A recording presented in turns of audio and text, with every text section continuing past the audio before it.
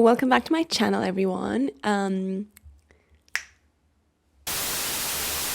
Welcome back to my channel. I haven't posted in a while, as per usual, but today I thought I'd do something more interesting since it's coming to the end of 2022. So I'm gonna review all the books I read this year in 35 seconds or less. Now, just a disclaimer, nothing entitles me to give you my literary opinions, besides the fact that I love to talk about the books that I read. So I'm sorry if I give a bad review to your favorite book. These are just my opinions and they're completely unfounded and I have nothing to base them on. Well, without further ado, let's just get into it. Starting off at number 1 with Malibu Rising. I'm a huge Taylor Jenkins Reid fan. I read this book at the beginning of the year when it was really, really cold, and it just made me want to go to California, be on the beach. Not much else to be said about it, really. That's a 4 out of 5 stars from me. Number 2 is Other Minds by Peter Godfrey Smith. I had so much faith in this book. I love popular science, but it was just written in a really, really bland way. And I feel like it explained the sort of evolutionary neuroscience very badly. So that's a 2 out of 5 from me. Number 3 is Hamnet by Maggie O'Farrell. Now, this was a super popular book in the UK, and I really wish I liked it more. But the topic is basically about how Shakespeare's son died of the plague, which is not a very nice topic to be reading about before bed. So that's only a 3 out of 5 stars from me, because even though it was written really nicely, the actual plot is very unenjoyable for me. Number 4 is Spring Cannot Be Cancelled by Martin Gayford, which is about David Hockney's experience during the pandemic, moving to France, and basically just drawing on his iPad in isolation. It was really uplifting, really nice to read as spring was starting, but a bit boring, so that's 4 out of 5 stars. Next, the Twyford Code. So Janice Hallett's previous book, The Appeal, was so incredibly good. It was like a murder mystery, but it was so much more than that. This one, slightly disappointing, but still has that super interesting element to it. So 4 out of 5 for the Twyford Code. Next up is Love in Color by Bolu Babalola, which is a collection of short stories, love short stories with super diverse casts. The writing has a lot of potential, but this one just didn't do it for me. I thought the stories weren't all super interesting or that riveting, so only 3 out of 5 stars for this one. Up next is How to Kill Your Family. This was also super popular in the UK. I did enjoy it because I love books set in London, but the main character was absolutely insufferable, which is kind of the point because she's a murderer.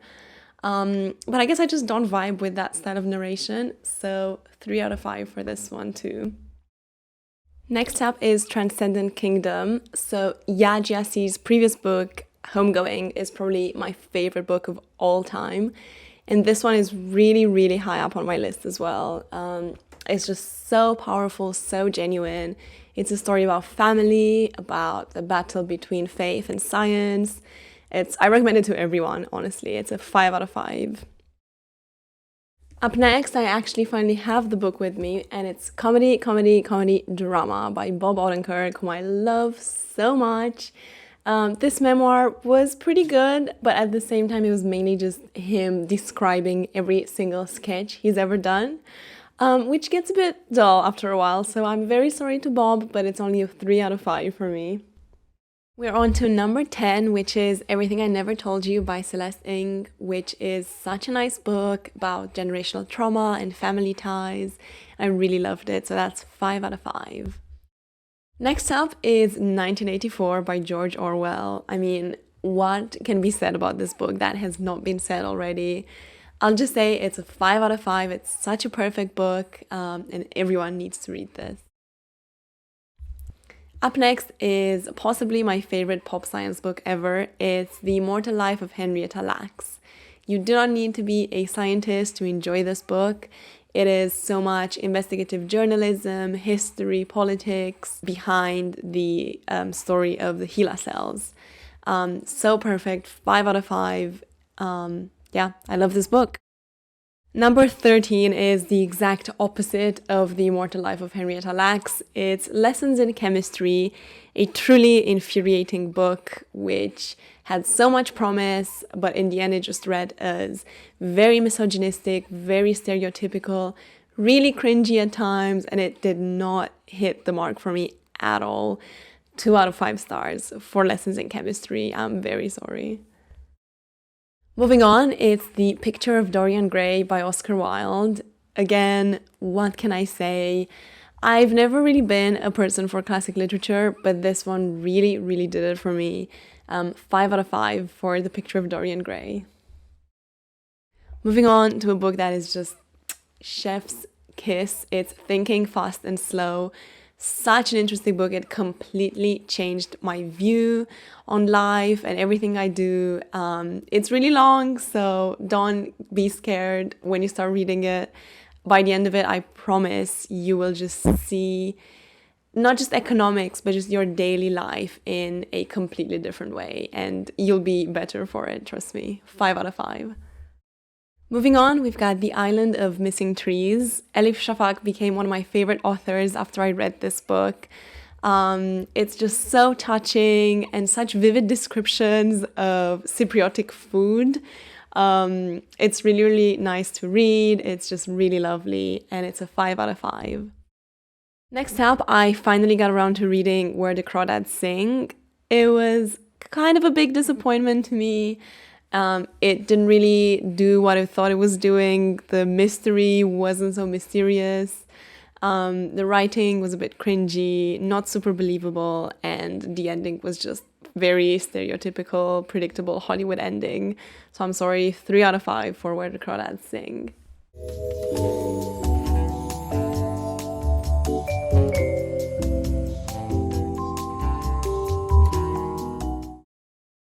Moving on to Project Hail Mary, which was such a perfect book. I'm not normally a sci-fi fan. It took me months to read Dune.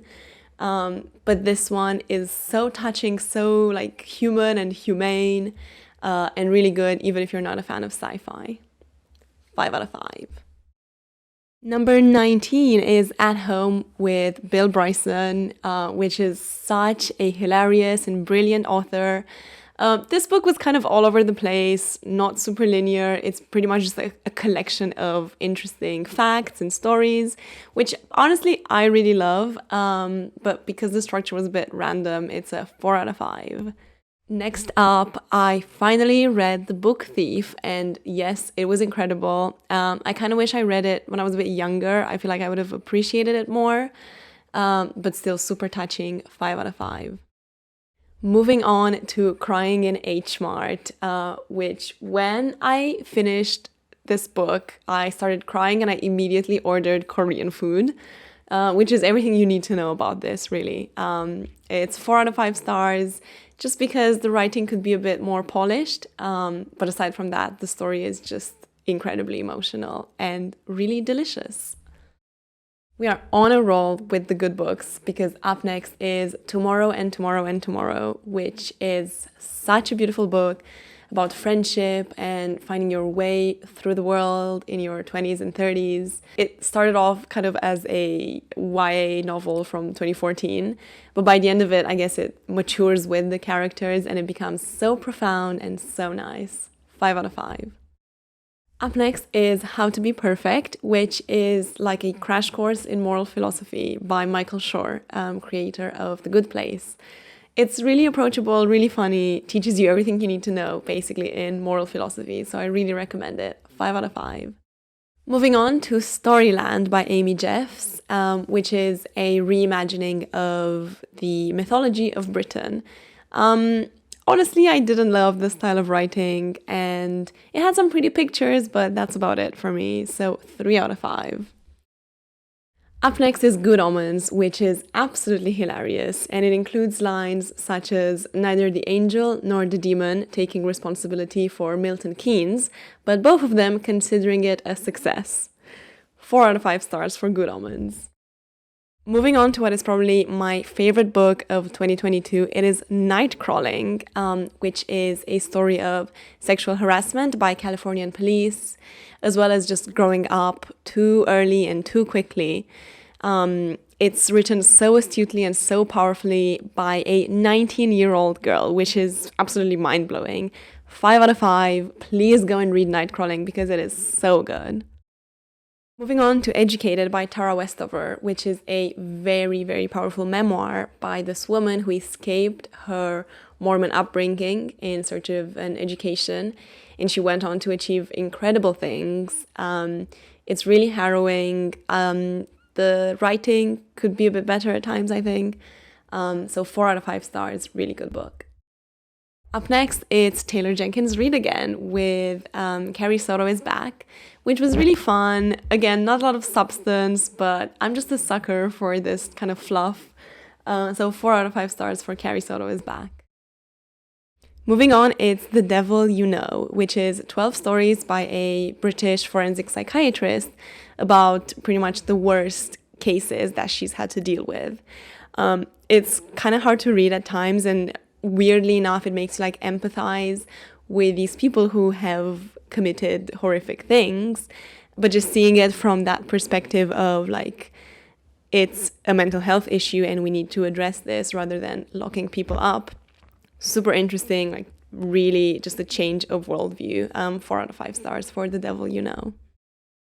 Moving on, it's Drive Your Plow Over the Bones of the Dead, a Nobel Prize winner in literature. This was obviously written so well, is so witty, a lot of the idiosyncrasies of Central and Eastern Europe.